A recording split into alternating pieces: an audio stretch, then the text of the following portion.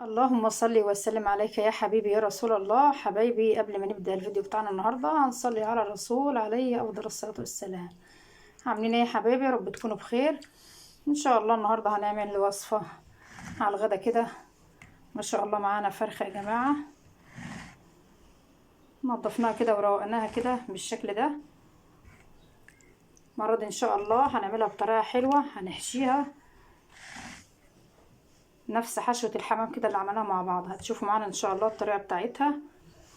هنعمل جنب الفرخة بتاعتنا دي ان شاء الله صينية بطاطس في الفرن. هنعمل رز معمر، معنا لبن غلي على النار بالشكل ده. هنعمل رز معمر في الفرن.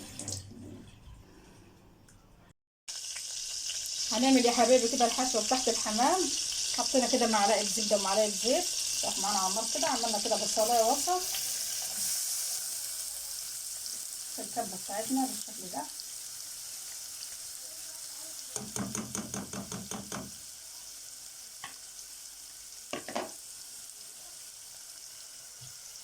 هنبدأ كده نحط التوابل بتاعتنا. معنا كمون،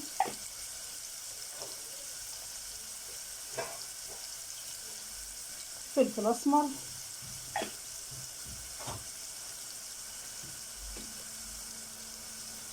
كزبرة ناعمة،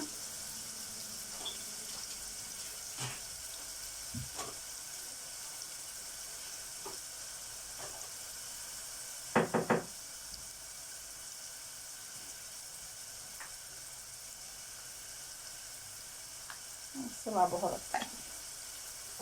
هنديهم تشويحة كده مع بعض بالشكل ده.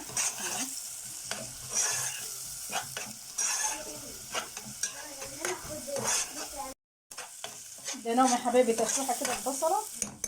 معانا طبعا الكبدة والقنصة بتاعت الفرخة بتاعتنا. هننزل كده على البصلة، ياخدوا تشويحة كده معانا ان شاء الله. هنغسل رز وهننزل.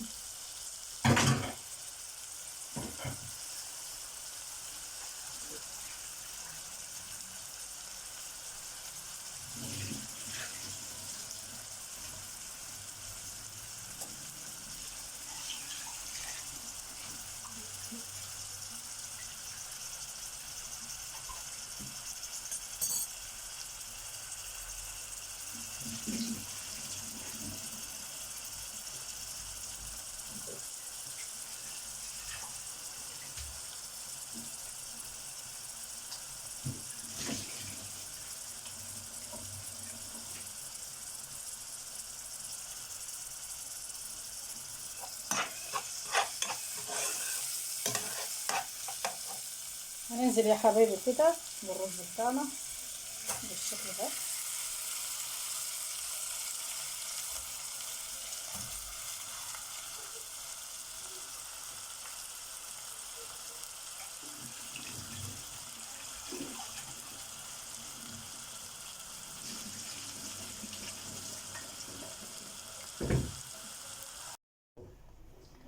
خلاص كده يا حبايبي شوحنا. هنبدأ نزود الخلطة بتاعتنا. طبعا احنا مش هنسويها سوا كامل بالشكل ده كده اهو. يعني كده ايه، حاجة بسيطة كده. هي الفراخ طبعا ما بتدخلش معانا في السوا، ومع ذلك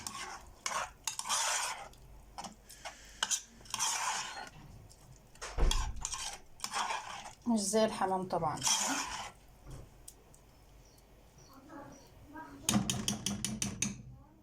بس كده ما شاء الله كده، والملح بتاعها ما شاء الله. خلاص كده يا حبايبي هتبدأ تغلي معانا اهي.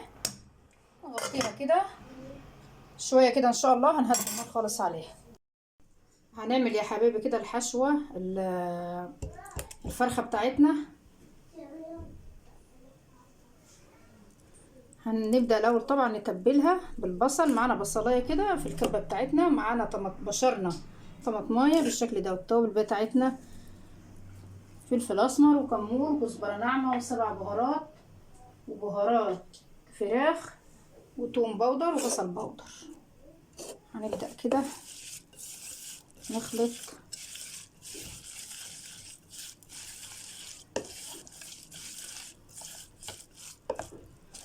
معنا كده ما شاء الله الفرخة بتاعتنا اهي. الفرخة يا حبايبي طبعا منقيينها كده مش كبيرة، يعني وزنها كده 2 كيلو ولا ربع بالشكل ده كده. هنبدأ يعني نعمل لها كده ايه، مساج كده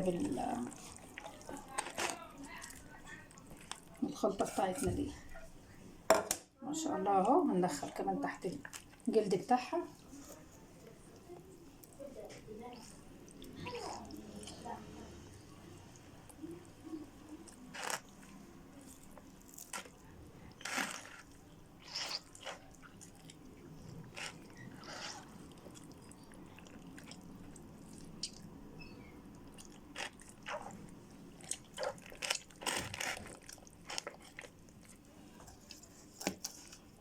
ما شاء الله يا حبايبي لو فيها اي زفارة بتدي طعم اللحم بتاع الفرخة بتاعتنا ما شاء الله. حتى لو احنا هنسلقها كده سلق من غير حشو من غير اي حاجة بالشكل ده كده، سواء كان بقى معانا بط معانا فراخ معانا اي حاجة خالص. بالنسبة للطيور بتاعتنا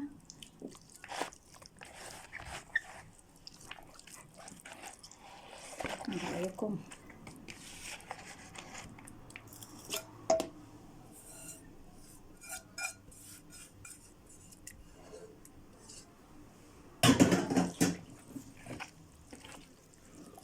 حاجات بسيطة يا حبايبي بتفرق معانا في الطعم طبعا ما شاء الله اهي. هندخل كده الحشوة جوه الفرخة من جوه اهو بالشكل ده كده.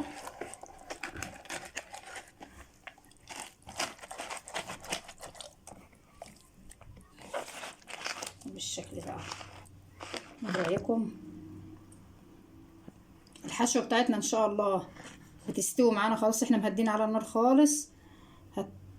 هتستوي معانا كده ان شاء الله وهنطفي عليها النار، هتبدأ تبرد معانا وهنحشي الحشوة مع بعض. الخطوة اللي بعد كده هنجهز صينية البطاطس بتاعتنا.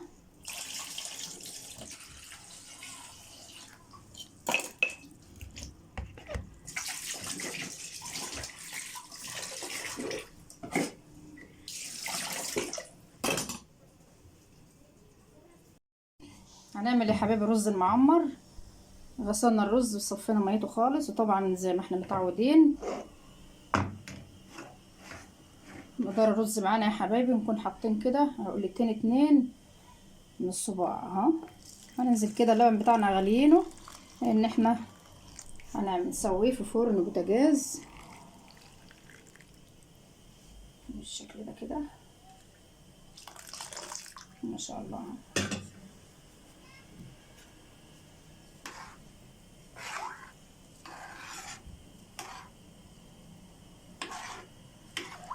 ما شاء الله يا حبايبي.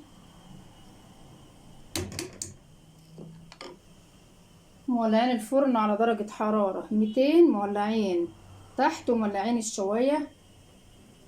هندخله الفرن كده ان شاء الله وهتشوفوا معانا بعد ما يخرج من الفرن. عملنا بصلايه يا حبايبي كده حلقات كده، والفلفل كمان قطعات بالشكل ده كده. هننزل البطاطس بتاعتنا نبدا تشويحه كده.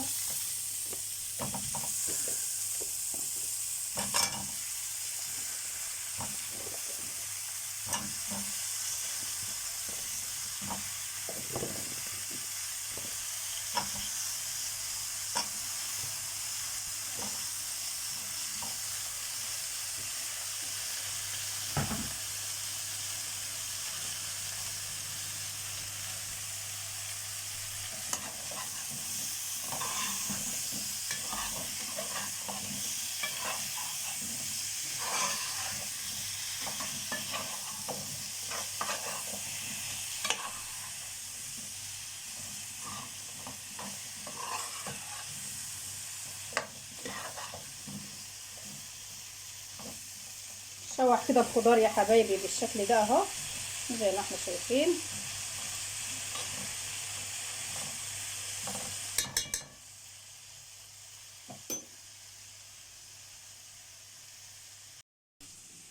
هنبدا نحشي الفرخه بتاعتنا يا حبايبي. ما شاء الله تعتبر شربت من التتبيله بتاعتها خالص بالشكل ده. الرز معانا، ايه رايكم؟ ما شاء الله يا حبايبي، رز مفلفل حاجه كده جميله ما شاء الله عليه. شايفين الرز؟ طبعا الرز بتاعنا مستوي 3/4 سوا، يعني في حاجه بسيطه كده للسوا. الفرخه بتاعتنا احنا منقينها كده مش كبيره عشان تستوي معانا، لان احنا مش سلقينها ولا عاملينها صينيه في الفرن. نبدا كده نحشي بالشكل ده.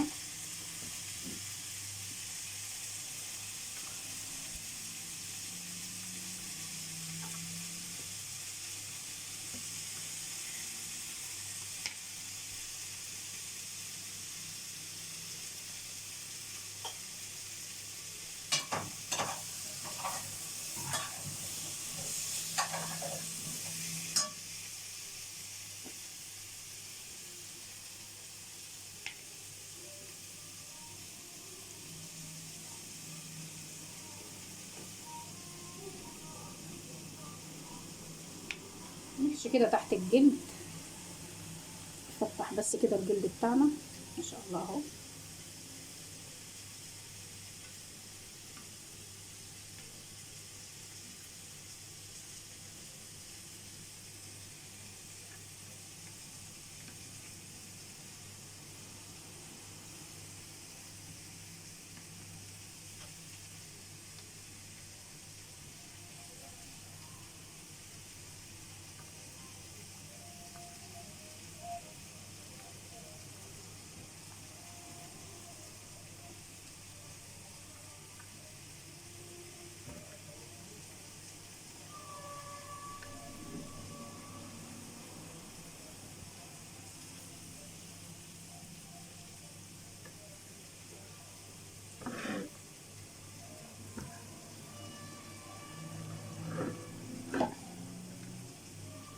هي الفراخ برضو يا حبيبي تستحب لما تكون اصغر من كده في الوزن.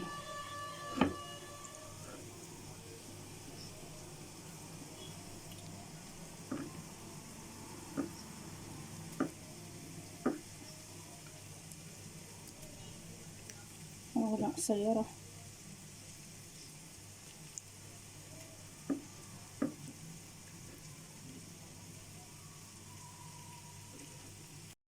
معانا يا حبيبي حلة على النار، حطينا فيها بصلاية وطماطماية، هنضيف جزرين ان شاء الله وقرن فلفل. الفرخة بتاعتنا حشيناها ما شاء الله بالشكل ده اهو ما شاء الله عليها.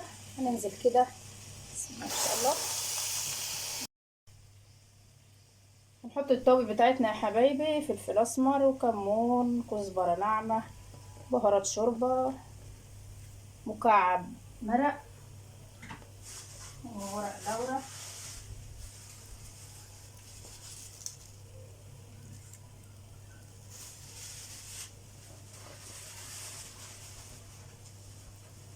بهارات شوربة كده، وبشرة جوز الطيب وحبهان. نغطي عليها كده ان شاء الله، هتبدأ تغلي معانا وهنهدي النار عليها خالص، هتشوفوها معانا باذن الله. صينية البطاطس كده خلاص تعتبر اتشوحت. هنجهز الطماطم بتاعتها. البطاطس كده خلاص يا حبايبي اتشوحت مع البصل والفلفل. معانا الطماطم قطعناها كده حلقات بالشكل ده زي نفس تقطيع البصل كده. هننزل كده على البطاطس بتاعتنا بالشكل ده بطريقه مختلفه خالص، ما عملناش الطماطم في الخلاط زي كل مره، لان طبعا البطاطس مش مستحب ان يكون طماطمها كتيره كده ما شاء الله اهي.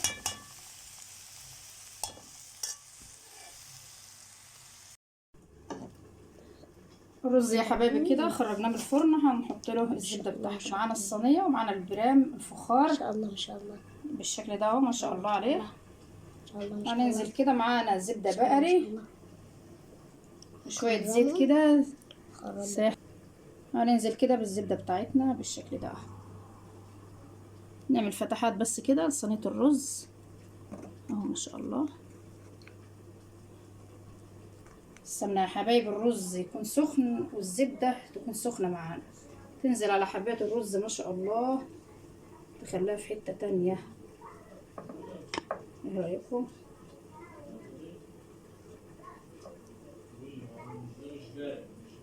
بالشكل ده كده.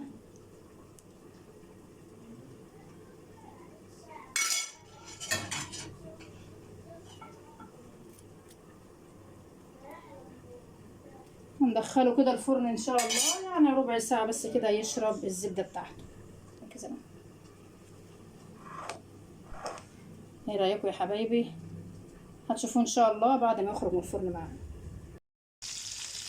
معانا كده يا حبايبي. طاسة على النار، حطينا فيها معلقة زيت ومعلقة زبدة زي ما احنا شايفين بالشكل ده. سخنة معانا خالص. نزلنا بالفرخة بتاعتنا هنحمرها كده ان شاء الله. صينية البطاطس يا حبايبي زي ما احنا شايفين بالشكل ده اهو، ما شاء الله عليها. ايه رأيكم؟ هنغرف كده الاكل ان شاء الله وهتشوفوا سفرتنا النهارده ما شاء الله عليها.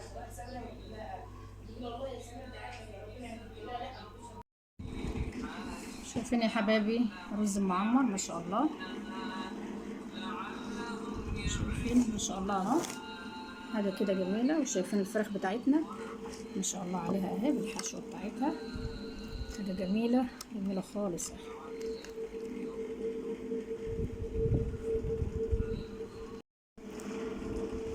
ايه رايكم يا حبايبي في غدانا؟ ما شاء الله صينيه البطاطس، شويه شوربه فراخ كده الله اكبر عليهم، وادي صينيه الرز المعمر. ايه رايكم يا حبايبي؟ والفرخه بتاعتنا ما شاء الله عليها اهي، حاجه كده ما شاء الله. ايه رايكم؟ يا ريت ما تنسوناش في اللايك والاشتراك، والسلام عليكم ورحمه الله وبركاته.